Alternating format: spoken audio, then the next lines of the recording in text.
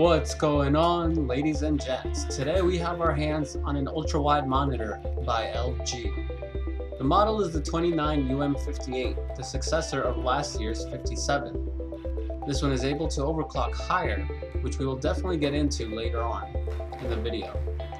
This was bought at Best Buy earlier today, actually.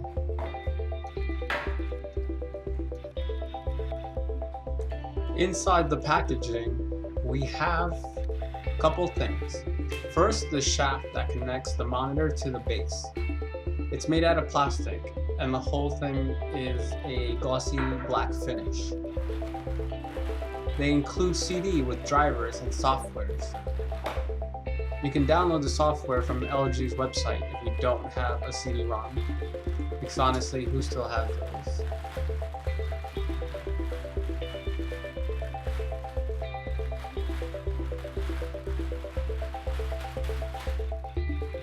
We'll also see that thankfully an HDMI cable is included.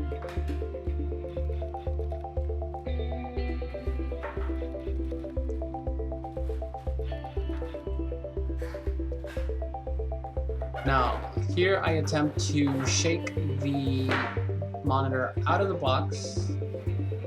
I'm not sure if this is the best way to go about it, but it comes out. Might have been a little too eager.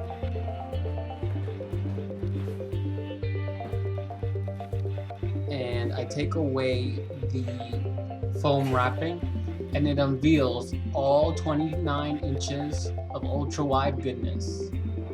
Now let's take off that back plastic wrapper.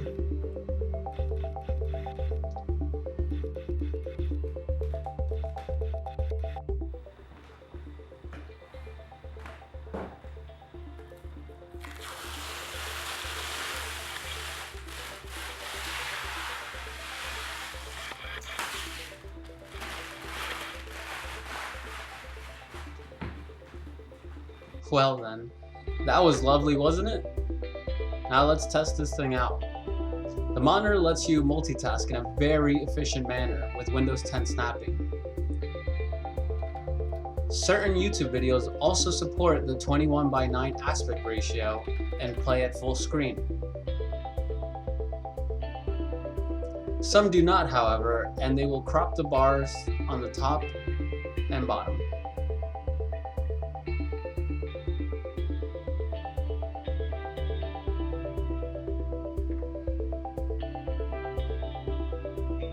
We're now going to test some movies to see how they play in 21:9 ratio. A lot of movies are still not supporting it. So we start off with Hardcore Henry to see if that one is able to play.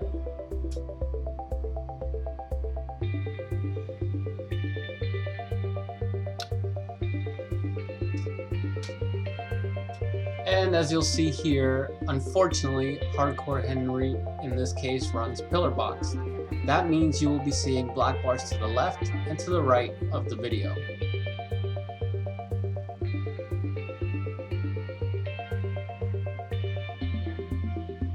If you try to expand them, the picture will look zoomed in and people will look a lot wider than they really are. So next, let's try the Warcraft movie. Again, this is not supported. What a shame. And finally, we test out an animated movie, Batman: The Killing Joker. And this one as well will not run in true 21:9 ratio. So let's get to overclocking the monitor and see how that can improve our experience. Alright guys, so now I'm going to teach you how to overclock the monitor. First, you're going to go into your NVIDIA settings. If you have AMD, you would use the Crimson driver to adjust the resolution. You're going to go over to Customize, the little button there. You're going to create custom resolution. Very important to make sure you do 2560 by 1080 at whatever refresh rate you can handle. I chose 75 at first because this monitor can go up to 75, but when I hit that test button, I was getting artifacts, so I had to go down to 70, which runs stable and smooth for me. I guess it's better for the monitor too, so I'm going to leave it at 70 in my case. Maybe if you tried a different HDMI cable, you could get better results. I heard if you use a 4K cable, people were stable at 75 Hertz. But anyway, I left it at 70. It still looks a lot better than 60. Then you're going to go to display. If you're on Windows 10, you're going to go down to advanced display settings. You're going to go click on display adapter properties. And if you switch over to the monitor tab, you'll see that you can run at 70 Hertz. Alright guys, so that's how it is. Remember, for the AMD guys, you would just use whatever control panel you guys have, and that's how you overclock it. Now that our monitor is running smoothly, let's test it out in some games. I will be running League of Legends, Grand Theft Auto 5, and the Battlefield 1 beta. All three of these games do in fact support 21:9 aspect ratio. So if you were discouraged about the movies before, fear not, as most games will run beautifully on this monitor. While this game loads up, you can see that I've got a really good panel with barely any backlight bleed. And the only time I did see them is the lower left, but that's just because the camera makes it look a lot worse than it is. In person, you'll never notice it.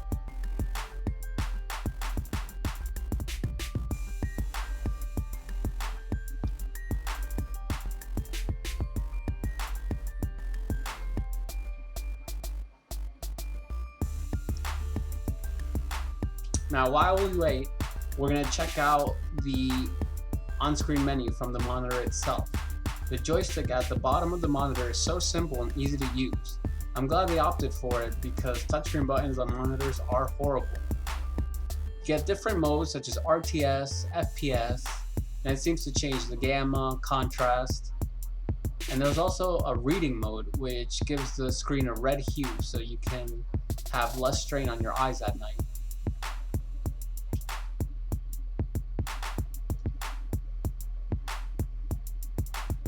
We're going to leave it in a custom mode in which I set the brightness down from 100, which is way too bright for the monitor, that, it comes by default. I set it down to 50. And the contrast, I lowered it to 47, and the rest I did in the NVIDIA control panel. So as you can see, Grand Theft Auto 5 does not run natively at 2560 by 1080. But if you go into the settings and you go into video, you'll see that you can now choose that setting up from 1920 by 1080. After choosing this new resolution, apply the settings and you'll be able to enjoy all the shenanigans GTA throws at you in ultra-wide resolution.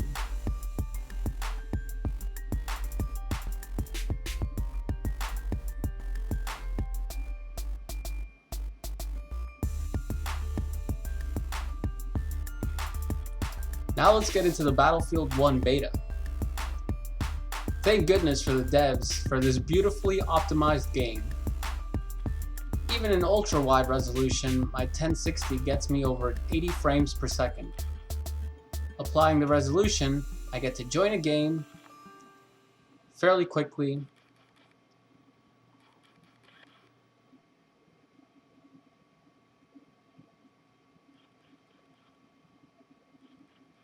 As you can see, the game runs full ultra-wide 21:9 aspect ratio with no cropping, no weird puffing out of the edges. It looks incredible. As soon as I spawn, a driver from Florida happens to nick me. Haha, JK, but not really. Florida drivers.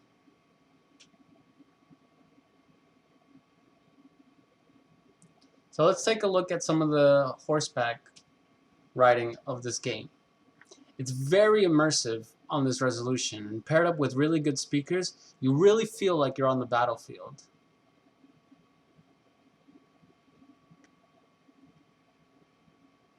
Overall, this monitor helps you with both productivity and enjoying your games. With such a low cost, I really don't see why you would want to avoid a monitor like this if you want to get into the ultra-wide master race. It's a very good entry level. There's definitely more features you can get from other monitors if you wanted to spend more. You know, higher refresh rates, higher resolutions. But at this price point, for someone who wants to enjoy editing videos, photos, and gaming, it's perfect. So that's it, folks. I'm going to cut out before you watch my horsey get sprayed. As always, stay tuned for reviews of all the things you care about. Follow us at Velocity Foundry, and I'll see you next time.